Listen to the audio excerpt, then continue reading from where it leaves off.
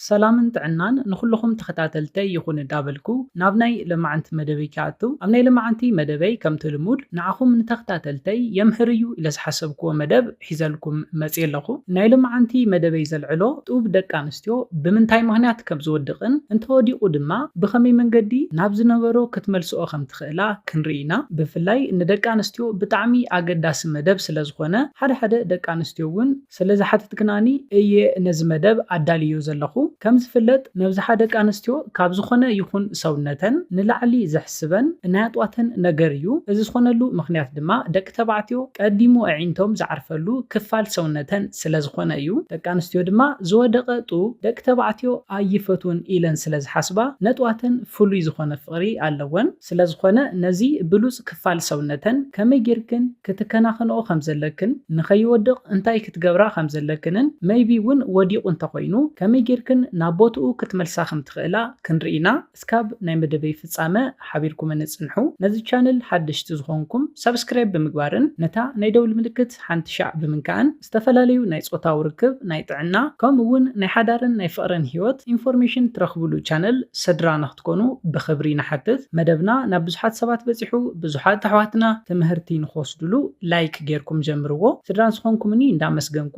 ናብ መደበይ ክምለስ ፈለማ ናይ ደቂ ኣንስትዮ ጡብ ብዝተፈላለዩ ምኽንያታት ክወድቕ ይኽእል እዩ እቲ ቀዳማይ ንሪኦ ምኽንያት እንታይ እዩ ግራቪቲ ይበሃል ብትግርኛ ስሕበት መሬት ንብሎ እዩ ግራቪቲ ናይ ደቂ ሰብ ሰውነት ንታሕቲ ይስሕቦ እዩ ኣጥዋተን ትርር ኢሉ ነዊሕ ኣብ ዝኾነሉ ግዜ ድማ ናብ መሬት ንታሕቲ ብግራቪቲ ብንእሽተይ መጠን ይስሓብ እዩ እቲ ካልኣይ ንሪኦ ዝወድቀሉ ምኽንያት ድማ ናይ ኣጥዋትክን ሼፕ ሳይዝ ከምኡውን ቅርፂ ንብሎ እዩ ኣብዝሓ ግዜ ክቢ ቅርፂ ዘለዎም ኣጥዋት ናይ ምውዳቕ ዕድሎም ዝናእሰ እዩ ዝኸውን ክቢ ኮይኖም ምልእ ዝበሉ ኣጥዋት ናይ ምውዳቕ ዕድሎም ንእሽተ እዩ ኮይኑ ግና ቅጥን ኢሉ ንውሕ ዝበለ ጡብ ድማ ኣብ ጫፉ ከባቢ እውን በሊሕ ዝኾነ ጡብ ኣብዝሓ ግዜ ናይ ምውዳቕ ዕድሎም ሰፊሕ እዩ ስለዝኾነ ናይ ደቂ ኣንስትዮ ጡብ ምውዳቕ እውን ምስ ሳይዝን ሼፕን እውን ክተሓዝ ዝኽእል እዩ እቲ ሳልሳይ ንሪኦ ኣጥዋትክን ዝወድቀሉ ምኽንያት ድማ ቦዲ ማስ ኢንዴክስክን ኣብ ዝልክዐሉ ግዜ ልዑል እንተኮይኑ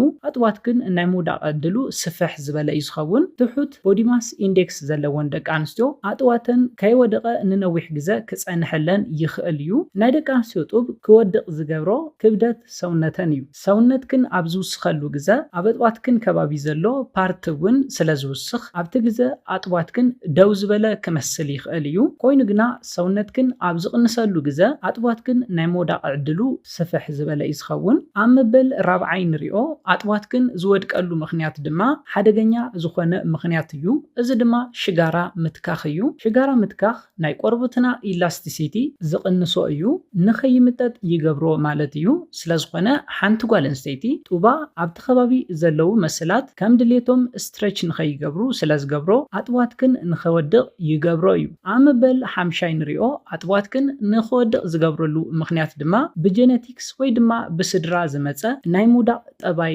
እንተሃልዩ እዩ ኣብ ስድራኽን ዘሎ ናይ ጡብ ምውዳቕ ጠባይ ኣባኽን እውን ከጋጥም ይኽእል እዩ ኣብ መበል ሻድሻይ ንሪኦ ኣጥዋትክን ዝወድቀሉ ምኽንያት ድማ ጥንሲ እዩ ኣብ እዋን ጥንሲ ሰውነትክን ስትሬች ስለ ዘይገብር ድሕሪ ጥንሲ ድማ ኣጥዋትክን ንኽወድቕ ዝገብሮ ምኽንያት እዩ ኣብ መበል ሻውዓይን ናይ መወዳእታ ንሪኦ ኣጥዋትክን ዝወድቀሉ ምኽንያት ድማ ዕድመ እንትኾን ዕድመኽን እንዳደፍአ ብዝኸደ ቁፅሪ ኣጥዋትክን እውን ክወድቕ ይኽእል ስለዝኾነ ነዞም ምኽንያታት ድሕሪ ምርኣይና ከመይ ጌርክን ክትከላኸልኦ ከም ትኽእላ ክንርኢና እቲ ቀዳማይ ናይ ጡብ ምውዳቕ ትከላኸላሉ ሜላ እንታይ እዩ ዝበለፀ ቅርፂ ሰውነት ንክህልወክን ብምግባር እዩ ሰውነትክን ፊትድ ክኸውን ኣለዎ ርጉዲ ዝበሃል ሰውነት ክህልወክን ኣይግባእን ቅጥን ክትብላ ኣለክን ነዚ እንተጌርክን ዘይወደቐ ብሉዝ ቅርፂ ጡብ ክህልወክን ይኽእል እቲ ካልኣይ ንሪኦ ናይ ጡብ ምውዳቕ ትከላኸላሉ ሜላ ድማ ክብደት ሰውነትክን ብምሕላው እዩ ኣመጋግባኽን ምምዕርራይ ከምኡውን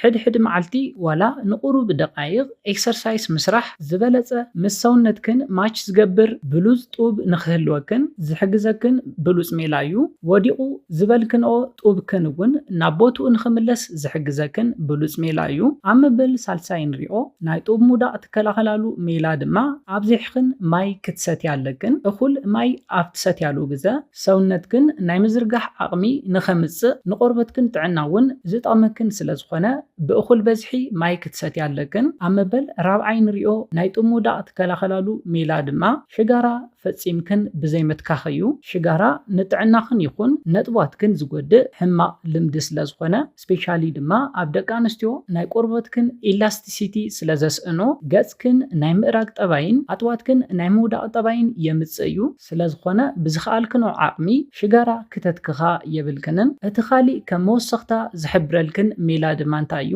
ትጥቀማሉ መትሐዚ ጡብ ወይ ድማ ረጅወቶ ምፍላጥ እዩ። ትጥቀማሉ መትሐዚ ጡብ ንጡብክን ሓቑይፉ ጎዝጉዙ ዘይሕዝዎ እንተኾይኑ ወይ ድማ ልዕሊ ናይቲ ጡብክን ሳይዝ ንላዕሊ እንተኾይኑ ስፍሕ ዝበለ እንተኾይኑ ማለት እዩ። ከምዚ ዓይነት መትሐዚ ጡብ ኣብ ትጥቀማሉ ግዜ ንጡብክን ስለ ዘይድግፎ ብኡ ልክዕ ጡብክን ንኽውስኽ ይገብሮ እዩ፣ ኣጥዋትክን ይወድቕ ማለት እዩ። ስለ ዝኾነ ብዝኸኣልክኖ ዓቕሚ ንጡብክን እክብ ኣቢሉ ዝሕዘልክን ሰፊሕ ዘይኮነ መትሐዚ ጡብ እንተትጥቀማ ዝበለፀ ይምረፅ። ስለ ዝኾነ በዞም መንገድታት ናይ ጡብክን ምውዳቕ ክትከላኸላ ትኽእላ ኢኽን። ነዞም ናይ ጡብ መውደቒ ምኽንያታት ንምዝኽኻር ዝኣክል እቲ ቀዳማይ ዝረኣናዮ ግራቪቲ እንትኾን እቲ ኻልኣይ ድማ ናይ ኣጥዋትክን ሸፕ ሳይዝ ቅርፂ እዩ። ብፍላይ ክቢ ዝኾነ ቅርፂ ጡብ ዘለክን ናይ ምውዳቕ ዕድሉ ዝናእሰ እዩ። ቀጢን ኮይኑ ነዊሕ ጡብ እንተሃሊክን ድማ ናይ ምውዳቕ ዕድሉ ብጣዕሚ ስፍሕ ዝበለ እዩ። ኣብ መበል ሳልሳይ ዝረኣናዮ ድማ ቦዲ ማስ ኢንዴክስ እዩ። ቦዲ ማስ ኢንዴክስኽን ክትሕልዋ ኣለክን። ኣብ መበል ራብዓይ ዝረኣናዮ ድማ ሽጋራ ምትካኽ እዩ። ሽጋራ ፈፂምክን ክተትክኻ የብልክንን ነጥዋትክን ከምኡውን ንጥዕናኽን እውን ከቢድ ሳዕቤን ዘለዎ ስለ ዝኾነ። ኣብ መበል ሓምሻይ ዝረኣናዮ ድማ ካብ ስድራ ዝመሓላለፍ ብጄኔቲክስ ዝመፅእ ዝበልናዮ እዩ። ካብ ስድራኽን ናይ ምውዳቕ ጡብ እንተሃልዩ ኣባኽን እውን ክሓልፍ ይኽእል እዩ። ኣብ መበል ሻድሻይ ዝረኣናዮ ድማ ጥንሲ እዩ። ድሕሪ ጥንሲ ናይ ጡብ ምውዳቕ ከጋጥም ይኽእል እዩ። ኣብ መበል ሻውዓይን ናይ መወዳእታን ዝረኣናዮ ናይ ጡብ መውደቒ ምኽንያት ድማ ዕድመ እዩ። ዕድመ እንዳደፍአ ብዝኸደ ቁፅሪ ጡብ እውን እንዳወደቐ ከም ዝኸይድ ክትፈልጣ ኣለክን። ነዞም ምኽንያታት ንምክልኻል ቀዳማይ ስፖርታዊ ምንቅስቓሳት ክትሰርሕ ኣለክን። ክብደት ሰውነትክን እውን ክትቆፃፀሮ ኣለክን። ብጣዕሚ ክትረጉዳ የብልክንን። ኣብዚሕክን ማይ ምስታይ ጡብክን ንኸይወድቕ ዝከላኸለልክን ሜላ ከም ዝኾነ እውን ርኢና ነርና። ሽጋራ ምትካኽ እውን ፈፂምክን ክትገብርኦ ዘይብልክን ነገር እዩ።